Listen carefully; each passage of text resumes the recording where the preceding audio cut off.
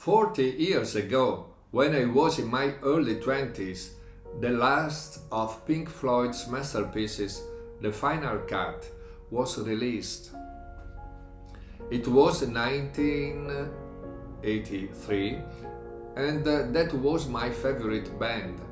I had all their records, and certainly that was one of the greatest bands in rock history. It wasn't clear what they meant by that final cut.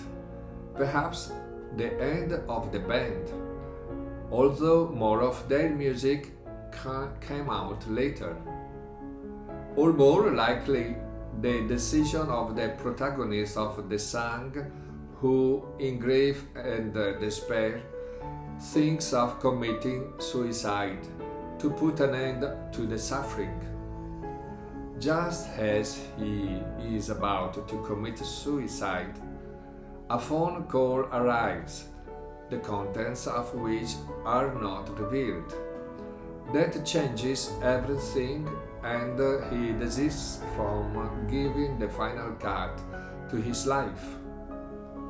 Roger Waters, who is the real author of the album, although performed by Pink Floyd, seems to want to communicate that when everything seems to be over and we feel overwhelmed by pain, something unexpected happens that changes life. 40 years earlier, in the 1940s, a new artist had appeared in the limelight of the contemporary art world with an original innovation with which he challenged the artistic convention of the time and simulated a new three-dimensional perception of space and matter with his canvases.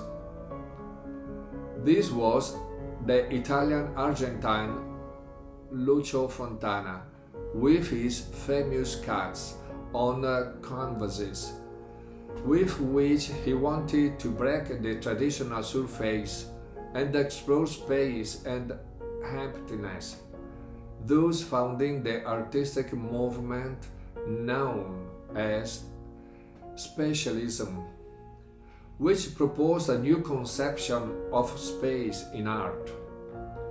With his cuts made with a simple box cutter, he intended to explore the physical and metaphysical dimensions of space, inviting viewers to reflect on the relationship with the surrounding universe. In this way, he gave a break with the traditional way of conceiving art.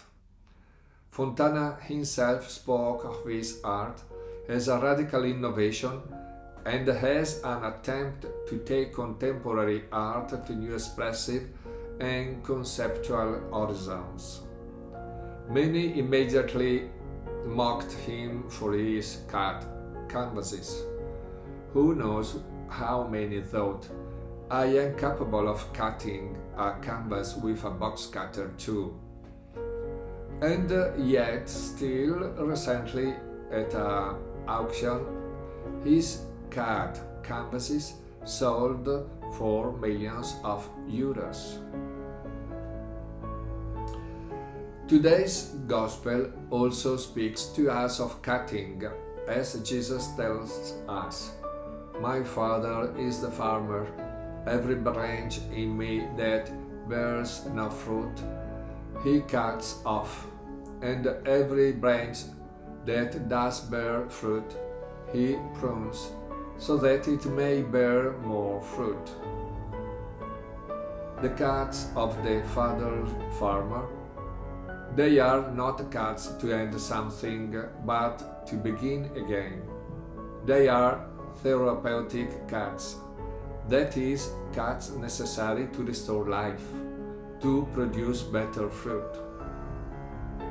Last Sunday we spoke on the kintsugi craftsman who, by repairing broken pieces, by gluing them together with poured gold, transforms damage into beauty. In the same way, the father farmer cuts off useless or dead parts with the skill of an artist to create beauty and life. Like the protagonist of the film Edward Scissorhands, played by an extraordinary John Depp, who with his scissor hands transformed insignificant objects into works of art.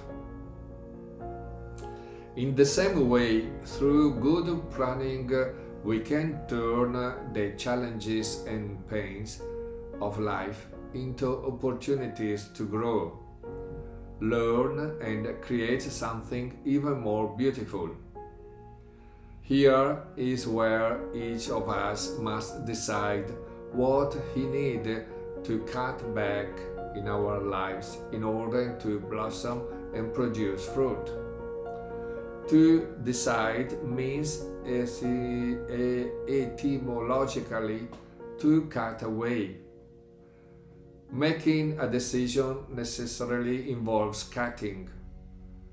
Our birth itself is marked by a cut, that of the umbilical cord, and this is only the first of many cuts we have to make throughout our lives.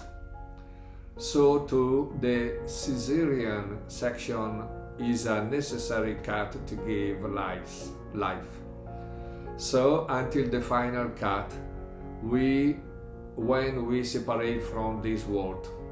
But even the cut of death is a necessary cut to enter eternal life.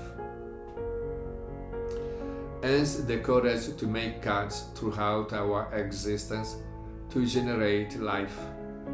The important thing is to remain attached to the vine, or rather to the life that is Jesus.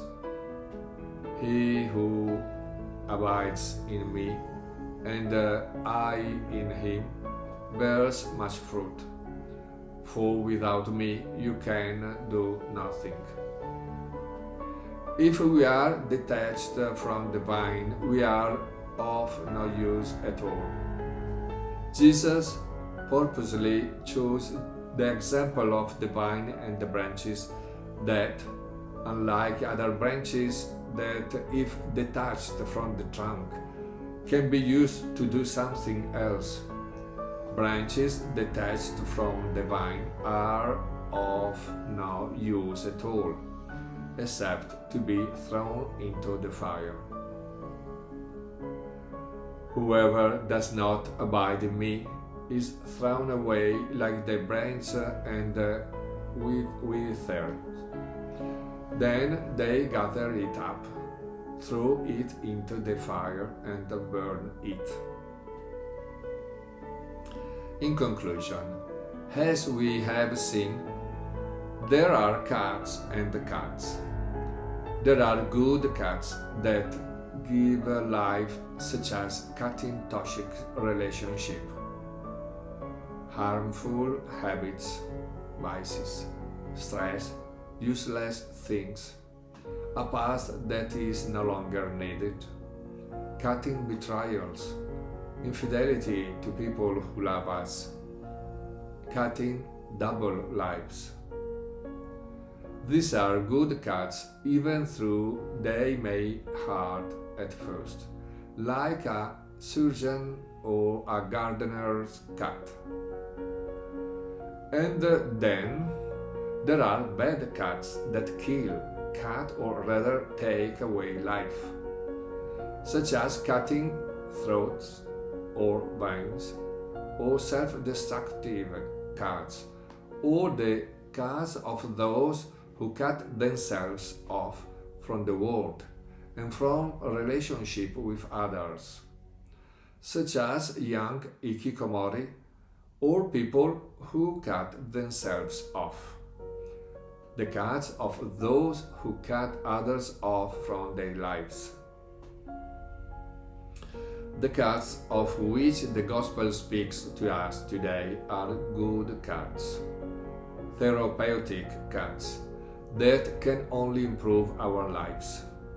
Let us have the courage to identify all that we need to cut and then decide, cut once and for all. Perhaps our cats will not be worth millions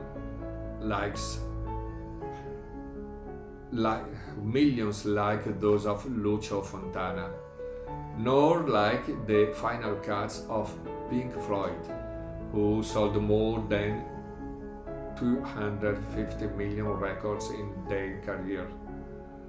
But we can do like Edward Scissorhands, who was able to make true masterpieces with his cats.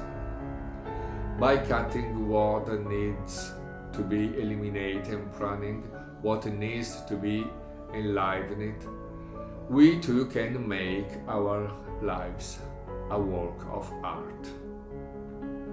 We are not responsible for the incipit of the novel of our life. We are, however, responsible for its plot and its ending.